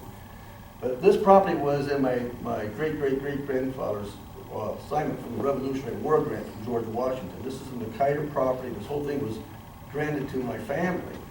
And it was either taken by eminent domain back 120 years ago, or my great-great-great-great-grandpa sold it. I don't know, I've not researched it, but Rob and I were talking about this. There may be a reverter clause. You guys take this down by deed, may go back to my family anyway. So I'm just saying, I support the city in trying to save the property, but I guess you guys have to determine a couple of things. What is your mandate? Now, I have to say, in their defense, these people are volunteers. They don't get paid a lot of money for what they're doing. They're trying to do a civic job for the city of Bucyrus. I was born here. My kids were raised here. My grandkids are here, so I have a vested interest in this property. And I like to see it maintained. If I get it, I'm not going to develop it into housing. It's be economically impossible. There's fingers of water shooting off the property that you can't drive around this property. And people who live by it, I'm not going to just say, get out. But in the city, right now, you have a permanent, shooting ranges or deer stands on this property. I found empty shells. I found an arrow. People are walking there. It's not being maintained. Instead, it lets people hunt and walk. That's a liability issue. You got a dead oak tree that's this big around, the branches this big hanging over the parking lot. It's been dead for 5 years. And that falls on somebody, guess what's going to happen? And you sell insurance. You got four-wheeler paths going through there. The little kid gets breaks in that because he hits a root. Guess what's going to happen, Andy? You're going to come to a guy like me. They may even come to me. So I'm just simply saying, and you got seepage around this. And I knew this problem. I stepped up in 2016 thinking, this needs to be something needs to be done. I'm going to take, if I get it, it'll be an LLC. I've already met with ODNR. I've talked to them 25 times. I went down there to find out what they're going to require me. I wasn't aware. I thought if I jumped in and put this in the LLC, it would absolve the city of liability. You guys got to decide what it is you want. How many parks do you guys need? I mean, you got a lot of parks. You got 300 fishing holes, called reservoirs that you use as parks. You got the whole other park. You got the park behind the ice plant. You got some parks downtown. I don't know how many parks the city needs for 12,000 people. You got $27 million water treatment plant you got to pay for. You got a lot of things you got to pay for. I don't know. If I don't get the property, I would be willing to be on an advisory because I know a lot of the answers is raised here. But I'm not going to give all my secrets away because I'm still looking to get the property. You know, I mean, I wasn't aware of all the problems, Dan, that you read off in your itinerary, because I wasn't aware of some of that stuff. But I know where the valves are at. There's other ways to drain this down. And I know the limit you can go down and not have ODNR off your back. I know I studied all this. There's 4 categories. This is currently a category 2 in part because it's a 23-foot high dike there. There's another dam right behind this dam. No one's ever thought about that. That's called Stetcher Road. There's a 90-inch pipe that was put in there about 6 years ago by the county. That reduces the flow about 625 gallons a second. FEMA did a study in 1983. So the Sandusky River could take 10,000 gallons a second before it crossed over the water. So I'm not going to jump in and be totally stupid about the situation. I have to protect myself and my family from liability. But I'm willing to put some time, energy, and effort into this if I get the property. So, but if the city chooses to keep it, God bless you, but I don't know how you're going to pay for it. And that's the problem I think you guys have. I think you should study the dam, see if it can be saved as is before you do anything else, because if you take the water down and you start messing around that site, they're probably going to say you got to put a whole new concrete chute in. So it's not, the well water, that will allow over, it's below flood levels now. I think you were there when they talked about that. And I think we need to research, I guess I need to research, was this taken from my family via eminent domain? Or was it a sale? Or is there a revert clause in the ODs? Because if it was taken by eminent domain for the city to have a water source, and the city's no longer using it as a water source, there may be, you guys may already own the deed. I don't know. That'd be great. That'd be great. I'm not research at that point. It wouldn't just be me, it'd be my family. There's just a lot of things that you need to do, so before you start bringing this thing down, you better do some studies on it to see what that means. I don't know if the sludge is going to be a problem, but I think the reason these lower reservoirs were outlawed is because of the herbicides and the fertilizers, the nitrates going into the ground. That's why we have prep programs, CRP programs. The federal government pays farmers to put grasses and trees around their water sources so the Sandusky River doesn't get all the mud. That's called a prep program.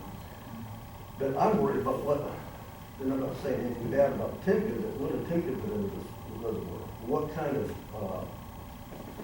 irons and metals and arsenic is in there from that plant? Would be going right into there.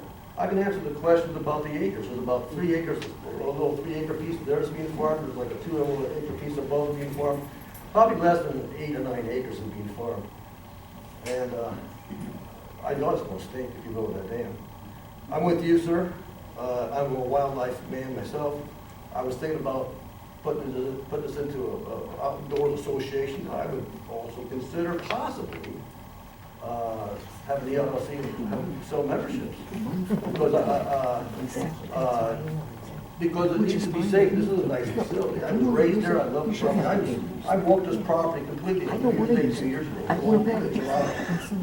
And there's a lot of stuff that needs to be fixed. The city was told 16 years ago by the forestry people, you need to harvest those pine trees because they're salvageable now, make money, or they're going to decline. Well, the city didn't do anything. And I'm not pounding on the city. They have a lot on their plate. They have sewer lines, water lines, curbs, and things to pay for. And this is sort of an outside out line. I think it's really sort of understandable what's happened here. The reality is, you guys have to decide, first of all, do you need another park? Do you want another park? No. Is that your mandate, or is your mandate to provide better sidewalks and roads and sewer lines, storm sewer lines, that type of thing? I pay taxes. I'm not a resident. I didn't identify. I'm Pat Murphy, by the way. And I live, my address is 153 Washington Square, right on the square. And I do pay a lot of taxes, but I don't know right to so I'm just raised here in the property. I want to do something good for the property. And I was thinking about that's a limited, it's forever. There's a couple other organizations I talked to about grants and stuff as well. But I can take a bulldozer out there and start about. First of all, you got to need that dike from the trees. I mean, and it was 1974 that you received your first notice of DNR, not 1979. And every 5 years after that, they said you got a problem, you got a problem. And there's seepage. And someone needs to go down there, and you go down and just jump in that concrete sheet, start tapping on the concrete. You're going to hear lots of it hollow. Some of that can be saved. It costs about $150 a square foot to save that, if that can be saved, if it's worthwhile saving. I don't know if it's too far going or not. Pardon me? Time's up. Come on. Okay, I guess you're the boss. All right, thank you. I say my pet had it. All right, anyway, you ain't got anything else? Okay, Mr. Hudson, right again. Step on up there. You got a vehicle? Yeah, step up there. You know who you are. Yeah.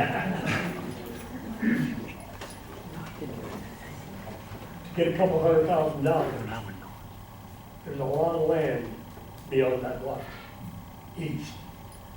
Somebody owns it. And I'm not the best map reader, but it looks like it says the city owns it. And if it does, you're not using it, sell it, $7,000 to $8,000 an acre. You're setting on a little gold mine, if it's over 15, 20 acres, that'll pay a couple $100,000 to do some good stuff with the reservoir to save it as is. Just thought I'd throw that in. That's low price for acreage out there. Thank you. That's good. I agree. Anyone else? Somebody farming your property and you don't even know it. Like the church. Wow. I wish I was that far away.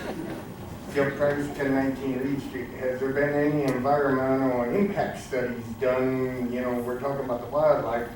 What happens when we get down in the middle and find there's some spider that's, you know, indigenous to the area and we have to stop, then what do we do? I mean, That's true.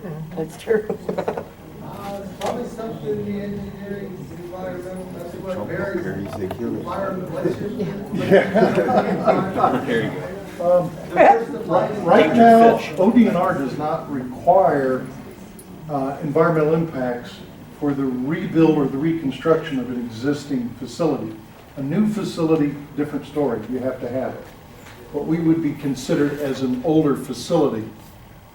So we would not, at least under the current regulations, we would not have to do an environmental impact study.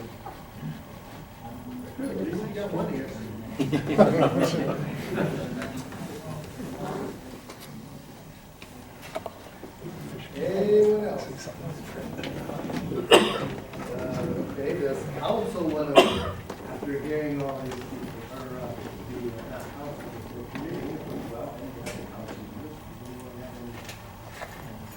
I think one critical thing that was brought up in the early part of the meeting was that if we were to sell it or transfer ownership, that we still could remain liable for anything that would happen as it relates to the property. So the fact that, you know, and I can appreciate what Pat wants to do there. I think, like he said, he's not a bad guy.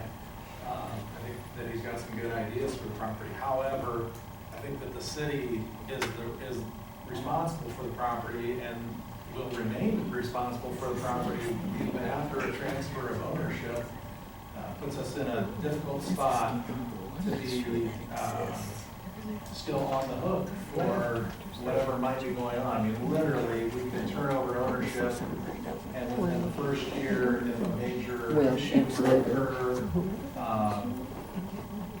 you know, they would probably sue Mr. Merkin and the city as a result of that. So I think with that being the case, the city, in my view, needs to come up with a plan to do this and keep the expenses as low as possible and figure out where we stand with ODNR at that point and aggressively work with ODNR and U.S. Department of Agriculture to see what, if anything, can be done to add funds to what we're trying to do. If not, I think at that point we do so. But at this point, my concern is not knowing that we're in a safe spot with where the water levels are and everything else. We've got a liability issue and handing it off, not knowing that it's going to be, that it's resolved or going to be resolved. Okay, I would like to rebut that. I'm not rebutting anything, I totally understand what you're saying, I mean, that's a good point. I guess a couple of things. One is I was met with ODNR with 3 officials, and they had 2 representatives from the Attorney General's office in Robbins that were with us.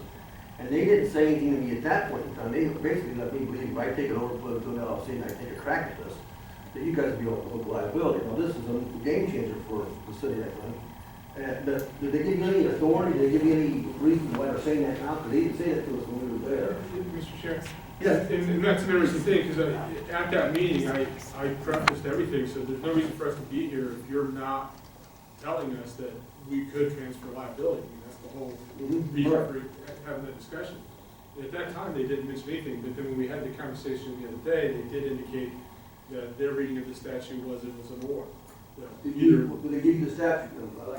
Yeah, and I haven't had a chance to go back and review it through their OAC section, but that was an or, that it could be liability either the owner or the builder.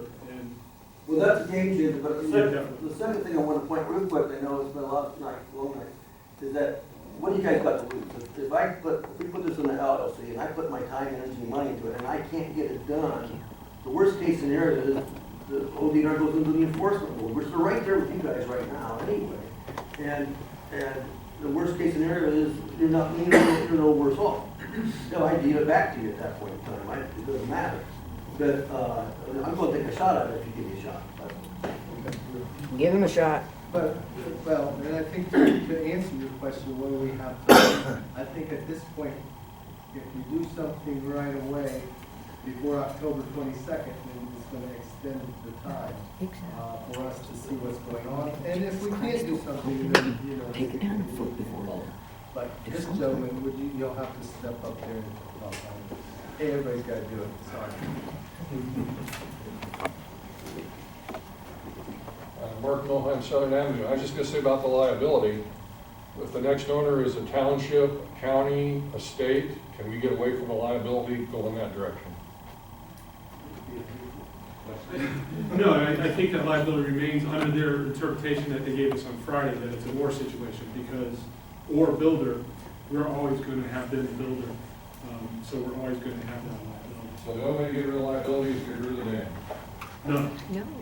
Well, the only way to get rid of the liability is to comply with their order, which is either repair the dam, remediate the dam to a different level, or go back. And that was one of the things that Barry indicated, that draining it temporarily gives us some of that options to look at other things. And then, you know, as a lot of people talk about grants and things like that, that was the one option that provided, that Barry was aware of, you know, EPA grants that would help remediate that into kind of a series of ponds and wetlands. Can we backfill so that we only have 6 feet of water everywhere? That's a good question. I don't know. So, It'd be cheaper than fixing the dam.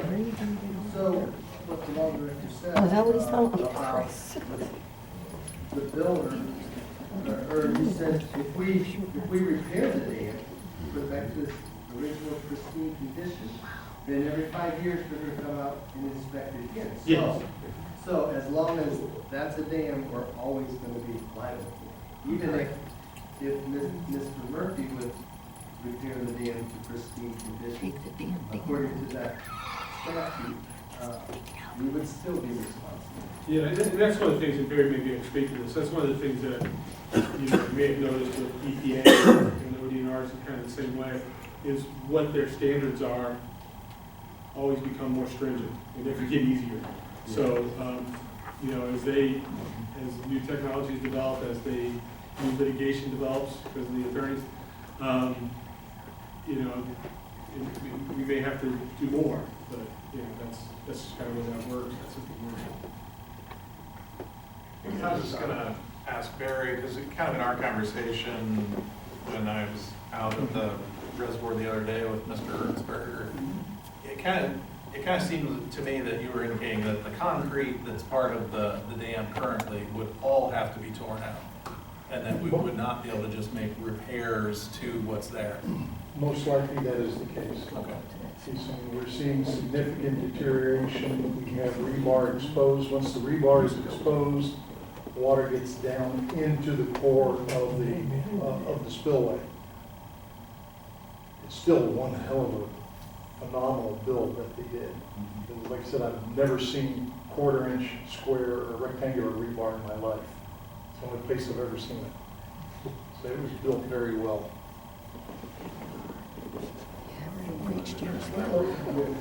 I actually did, on Wednesday, I was in the middle of that spillway. Yes. As John was talking to you on the phone, Yes. Yeah, you're right, that rebar is very big and thick, and I was actually shocked to see that it's been eroded away for so long that actually the water has literally ate away the rebar. Yes. That's supporting the concrete structure as well. And on the spillway wall, it would be to the west side of the spillway. You can follow, like right from the down towards the bottom corner where the spillway actually meets the dam, kind of right there on the reservoir. You can follow the crack along the spillway wall all the way from the floor as it goes up the side of the spillway all the way to the top. So I think that you would be right that we would have to tear all that out and put it back in again. Plus the very bottom of the spillway, where the water runs off, you get, when the water comes down, you start getting an eddy current that goes down and goes under there. At the time, our design and understanding of water flow wasn't that great in the early 1900s. We now know that our spillways come out and then we take them straight down. So what has happened now, since we don't have that, call it that concrete face, so the water is starting to erode underneath the base of the spillway. That's called scour. That is correct.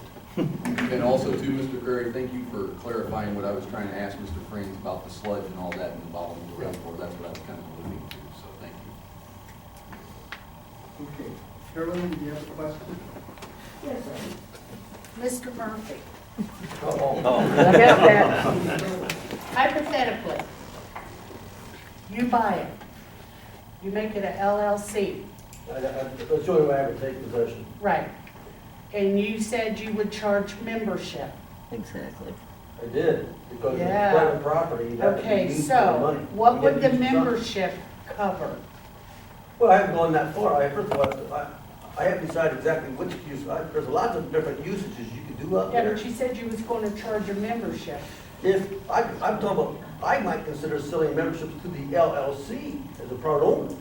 So the citizens will still be able to use the park for nothing as they do now. I didn't say that. Yeah. That's my point, thank you. Private property, you have to be able to Right. recoup your investment. But it's not private right now.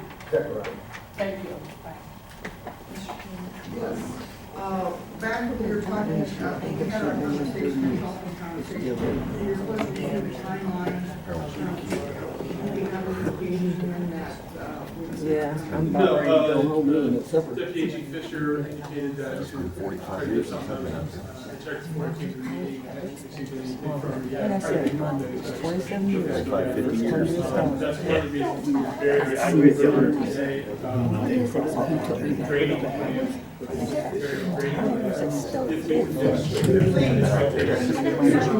Why would I go back? If we can demonstrate sometimes graded, that extends that, I think we can ask for legitimately to say, look, because, exactly, so we can't host a year, in that conversation, I'm trying to be able to say 24, but we're stuck at 12, but if it takes us 5 or 6 months to grade it, I think that just buys us more time. And allows us to, during that grading period, conduct more inspections and, so. I still think anybody else ought to have to pay out here that live in the shop. That's That's why they're monkey. I can't hardly get the phone. I have paid for Thursday. They've I'd like to ask done Eric, nothing with and I'd it. also like to ask Pat. I got two different philosophies. You're saying drain it, Pat's saying maybe not drain it. Maybe there's going to be repairs that would be done with the water at a certain level versus drain. Is there your pump like a grouting material in it if it was left in a full state? The concrete has to be studied to see if it's salvageable. There's ways to put like a polymer, what's like $150 a square foot to do that. New polymers and stuff, there's really studies in it, maybe too far in. And I'm afraid if you start tearing into that structure, grading it, you might not be able to do that. There's a concrete spill that used to be big because of the new flood levels and stuff, and the flow rates that would accommodate. But it really, in reality, it's so dark because I've been there for 20 years. That water never went over the concrete spillway. It's more than handled that went over the wall, went over the fill ladder. I do know that that valve worked in 1971 because of a 16-inch pipe that drains from the reservoir over to the water treatment plant that broke right on our property and it shoots up 15 feet in the air. The geyser. And when the city shut that down, they would have had to shut that down with the valve on the south side of the Spencer. They couldn't shut it down on the over by the water plant. So in 1971, the valve, I know that for a fact, because I was there. The water did shoot up, it did shoot up out of your ceiling. So it's on the water. Did you get your answer, Bruce? Oh, I was just curious then, by draining it, is it opening a a different engineering nightmare by draining it and creating a hollow space underneath the concrete that eventually will dry out and crack, and or is there a way that you can, you know, put grouting in it? Well, if we drain it, say we decide, the council decides to drain it all the way down, okay, you're gonna remove it. You're gonna remove the embankment and the spillway. So then that particular issue goes away. If we're going to lower the water level to the point where it no longer meets one of the 4 dam classifications for a DNR, we still have to cut the embankment down, and we will still have to remove the spillway. It's only if the council decides to renovate the embankment and the spillway that the spillway becomes a very expensive construction. Well, I would ask, if you were to renovate it, then would you still lower the water level? That's what I'm asking. Yes, yes. Yes, you have to lower the water level. Because if we don't lower the water level and we're working on the spillway, or even if we only lower it a couple of feet and we get a major storm coming through, and the water level rises and goes over the top of the spillway, that is considered a dam failure. And that would be a major issue for us. Right, thank you. It's a pickle. Who among you Until the one in my has pocket, applied for a I grant don't care what they do with the fixed cost. If they want in my pocket, that's the only reason I'm here. Anybody on Typically, council? council members don't apply, it has to be an administrative function as far as I know. I mean, I suppose you could, but I've never heard of a council member. So nobody's applied for a grant to fix it? I don't think you have to work it through council. You have to, Yeah, but before you get everybody riled up and see, what do you have all your ducks in a row? That's my thing. I mean, I'm not the sharpest knife in the world. Damn. See, they do everything backstage. Engineer, and you said that we're grants and savings. We have addressed it. Yeah, they're just beating the same dead horse. When did you do this? So there's no grant available to fix the dam? Well, that's what we were told. Could you check again? I did just check again. I saw there was, I read an article recently that there was about $3 billion of remedial dam work that needed to be done in the country. Dams like ours that were considered unsafe, over $3 billion. And the federal government had a $10 million grant that was available. This last one, the expiration on it was July 8th. So I called our engineer to have them look in to see if there's any other, they're checking now. I can see if there's any other ones, So somebody's checking now to see if there's a grant? Well, Who would that person be? our city engineers. FEMA has a I grant. thought there's no city engineer.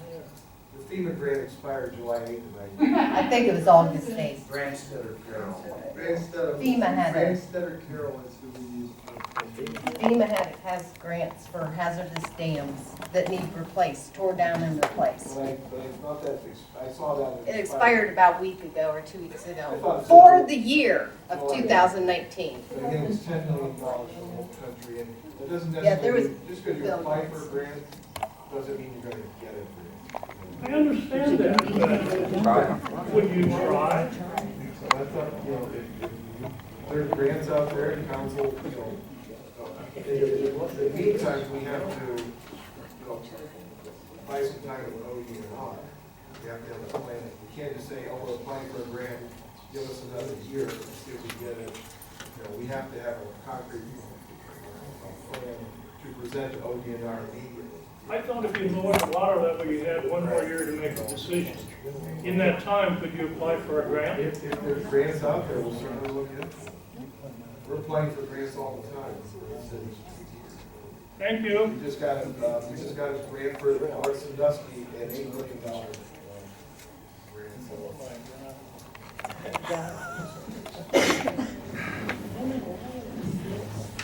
Anyone else?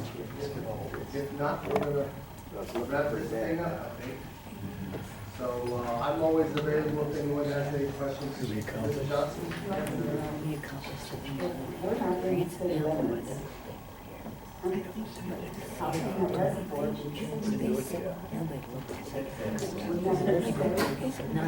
No, it's ours.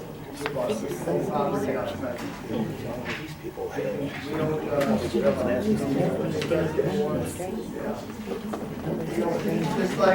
just like if I had farmland in Mississippi or Kansas, because I live here. Doesn't mean I can't do it. I'll watch something. I did. Make sure you got everybody.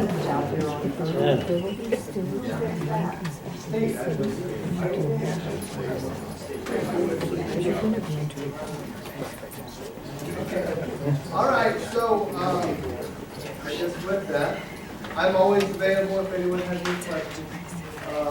One more. Tom Starr, 3691 Shear Road. I've been in this community close all my life. Boy, Barry's just shared some wonderful information with me. You guys were not notified about this. Am I correct on that? Yeah. Which departments were? I think Joyce is in the clear. Most of the letters from ODNR, as well as the inspection reports dating all the way back to 1978, were typically not addressed to council. They were addressed to the service director, the water department director, and the wastewater treatment plant director. So, Sis was correct. A lot of times, it never reached their level. So does that mean Mr. Wagner would have got a letter? Well, he's the one who's getting the letters Right, now. and he works for the mayor. Correct. Okay, thank you. Yeah, and he's getting the letters, and he's sharing them with everybody now. As I said earlier, we've been on this since 2016. 4 years ago, we have been presenting information. But you haven't done anywhere. Nothing's been done. No, twice it was tabled and once it was completely voted down. Not this council, the previous council. Okay, Barry informed me it takes 12 to 18 months to even get started on a... Well, what most people don't realize is when you apply for a grant, it could be anywhere from 12 months to 18 months before you're even notified that your grant was accepted. Some of these grants, I mean, it's not uncommon, but you don't hear anything for a year, even if you call them up and bug them, because they're not allowed to talk to you. So yes, we do need to look at grants, but we also need to understand that there is a lag from when we apply to when we may even, or if we even get a grant. A lot of these grants are one of two things. They're either an outright grant or the grant is a loan. Now, some of the loans have forgivable portions of the loan. But again, you know, the council would be taking on additional debt and somebody's got to pay for that if they go for the loans. The grants are probably our best bets, and those are extremely competitive. When the odor starts, do they start making it go away? That's one of the reasons why if you do lower the reservoir, you want to do it, you want to start in the fall and continue through the winter, okay? Does a couple of things. It allows us to get the water down and get the water out. It also exposes the bottom so that the bacteria that produces, I mean, this bacteria produces methane and sulfates. Stink, okay? But cold weather, freezes, it kills them, okay? Of course, if we don't get this thing addressed by the spring, then we could be back to a stinky situation. So there's a lot of consideration and planning that the council and the administration have to get their arms around and figure out what it is they want to do. and explain to them what silt is. I was right on that. Yeah. What we call silt or sediment in these ponds are typically they're very fine-grained materials, okay?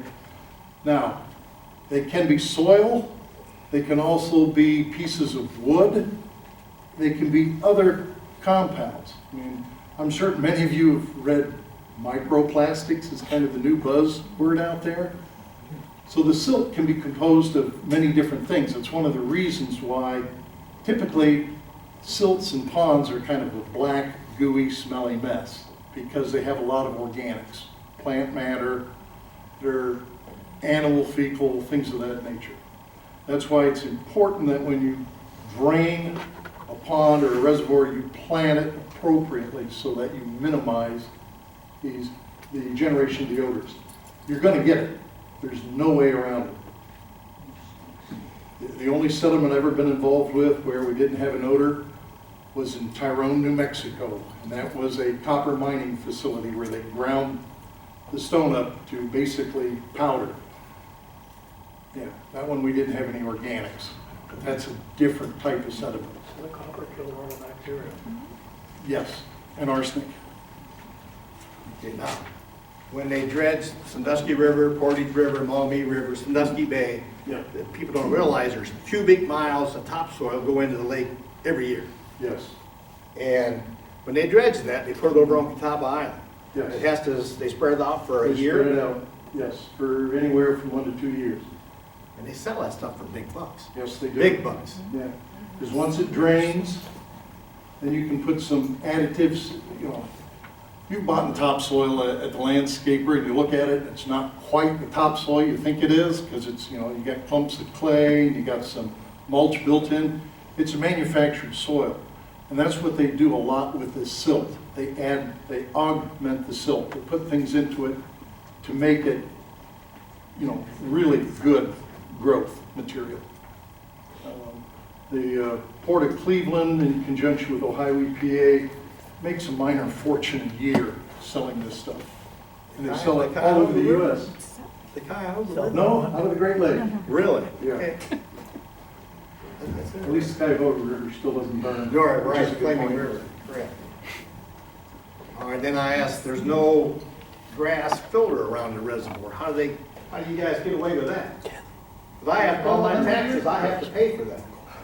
Put that up 100 years ago.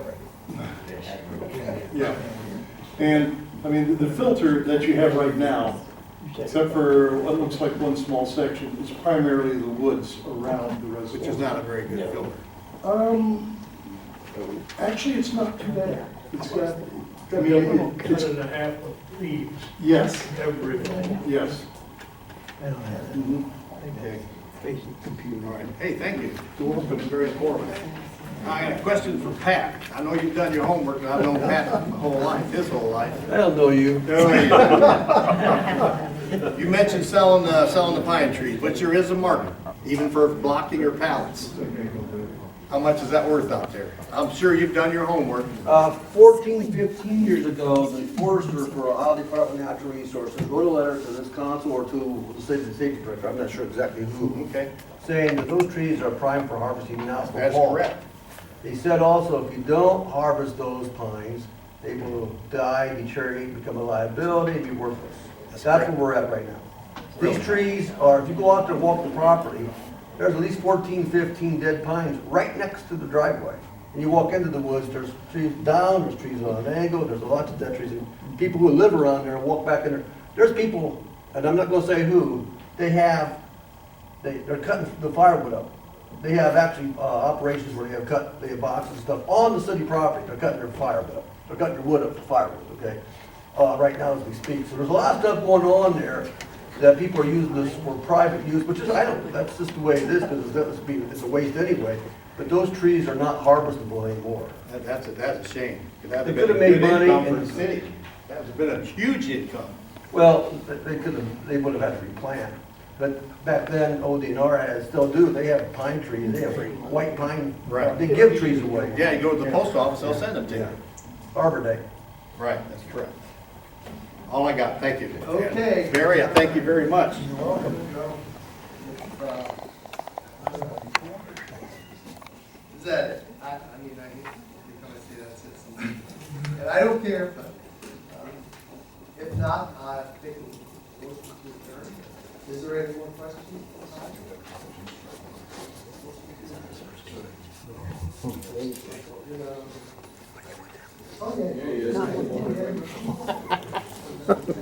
Oh, let's start that road.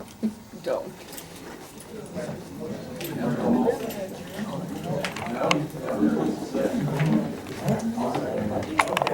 All in favor?